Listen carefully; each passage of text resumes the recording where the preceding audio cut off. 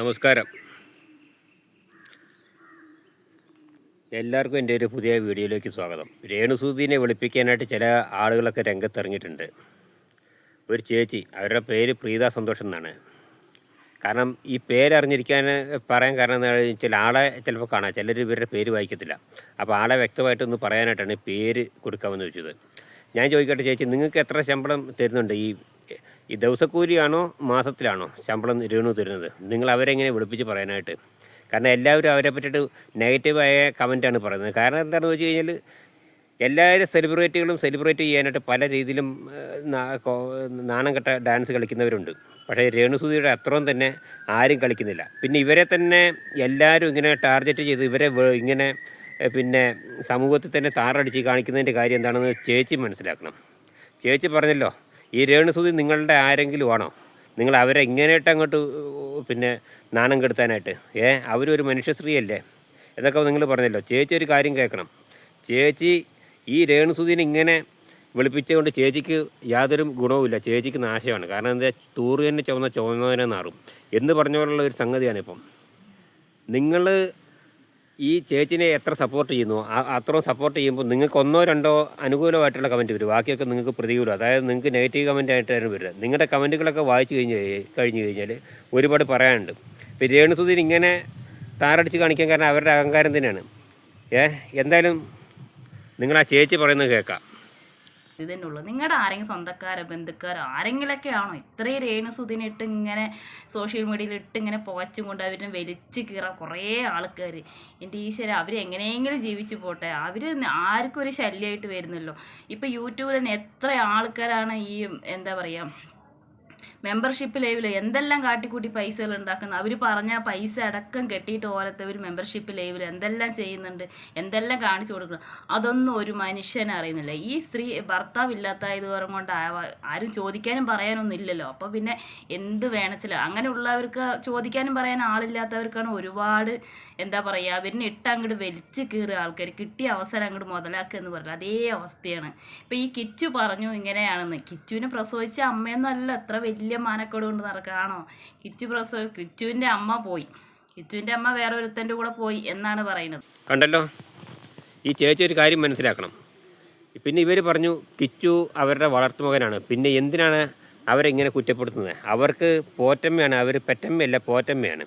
പിന്നെ കിച്ചു അവരെ ഇങ്ങനെ പിന്നെ ഗുണദോഷിക്കേണ്ട കാര്യം എന്താണ്? അവരെ പറ്റി ഇങ്ങനെ പറയേണ്ട കാര്യം എന്താണെന്നൊക്കെ പറയുന്നുണ്ട്. ഞാൻ കിച്ചു നല്ലതാണെന്നും ഞാൻ ഇപ്പോഴും പറയുന്നില്ല. എനിക്കതിൽ 100% യോജിപ്പില്ല. കാരണം അവനെ വെള്ളം തേച്ച് കാണിക്കാനോ അല്ലെങ്കിൽ വെളുപ്പിച്ച് കാണിക്കാനോ ഞാൻ ഒന്നും പറയുന്നില്ല. പക്ഷേ എന്നാലും അവൻ്റെ അമ്മ വേറൊരാളുടെ കൂടെ പോയെന്ന് നിങ്ങൾ പറയുന്നു. അവൻ ആ സ്ഥിതിക്ക് ആ അമ്മയുടെ സ്ഥാനത്ത് ഈ സുധി കെട്ടിക്കൊണ്ടുവന്ന ഒരു സ്ത്രീയാണ് ഈ രേണുസുധി. അപ്പോൾ അവർ ഇവരുടെ എല്ലാ കുറവുകളും നികത്തി ഒരു സ്വന്തം മകനെ പോലെ അവനെ കരുതണം.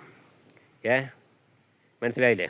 അതല്ലാതെ അവനെ നാറ്റിക്കല്ല ചെയ്യുന്നത്. മനസ്സിലായില്ലേ? നിങ്ങൾക്കിതിന് എന്തെങ്കിലും വരുമാനം ഉണ്ടെന്നുണ്ടോ? ഓക്കെ. പിന്നെ നിങ്ങൾ പല കാര്യങ്ങളും പറയുന്നുണ്ട്, അവർ ആത്മഹത്യ ചെയ്യാൻ പോവുകയാണെന്നോ. ഇതൊക്കെ നിങ്ങളോട് മുൻകൂട്ടി അവർ പറഞ്ഞോ? അവർ ചിലപ്പോൾ ഏതെങ്കിലും ഫേസ്ബുക്കിലോ അല്ലെങ്കിൽ യൂട്യൂബിലോ ഇരുന്നിട്ട് പറഞ്ഞിട്ടുണ്ടാവും. പക്ഷേ ഈ പറഞ്ഞവർക്ക് അവരെ വെളുപ്പിച്ച് കാണിക്കാനോ, നിങ്ങളുടെ കാര്യം നിങ്ങൾ നോക്കുക. ഇനി ജനങ്ങൾക്ക് വേറൊരു വീഡിയോയും കൂടി കാണാം. അത്രയും മാനം കെടുത്തി എന്ന് തന്നെ എല്ലാവരും കൂടി ചേർന്ന് ചെയ്തിരിക്കുകയാണ്.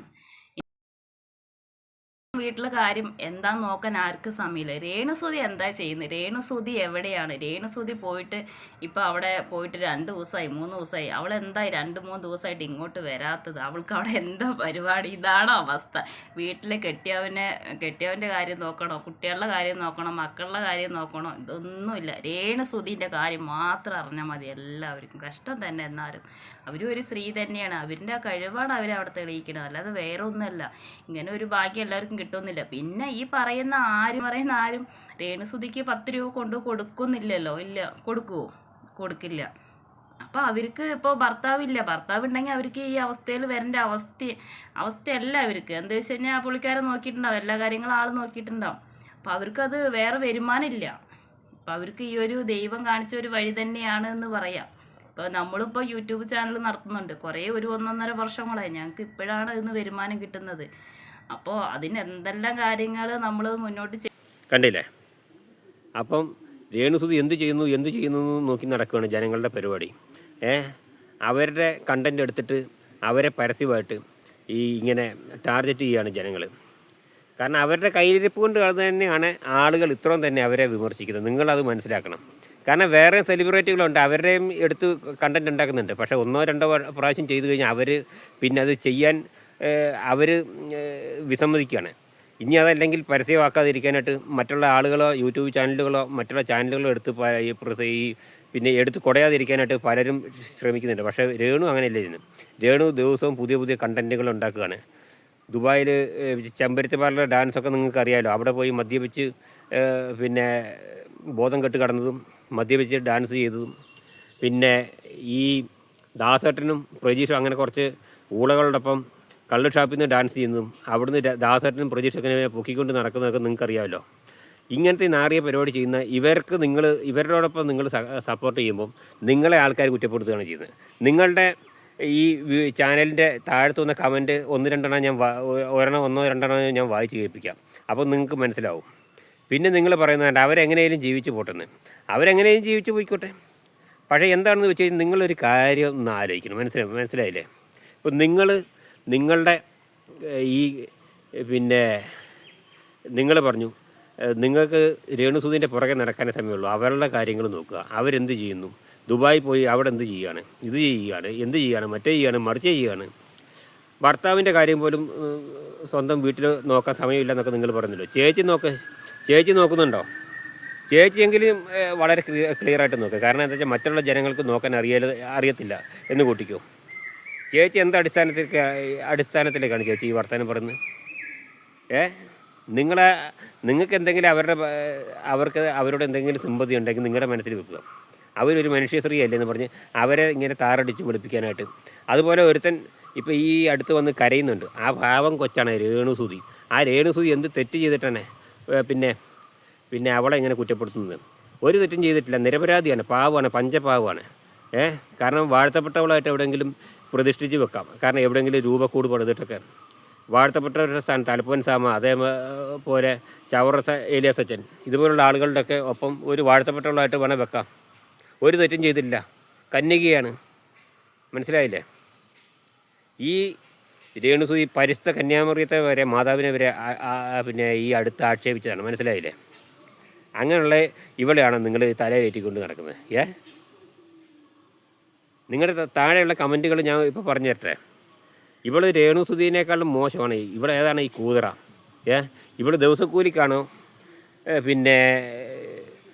പിന്നെ ഇത് ജോലി ചെയ്യുന്നത് എന്നൊക്കെയാണ് ഉള്ള കമൻറ്റ് വരുന്നത്.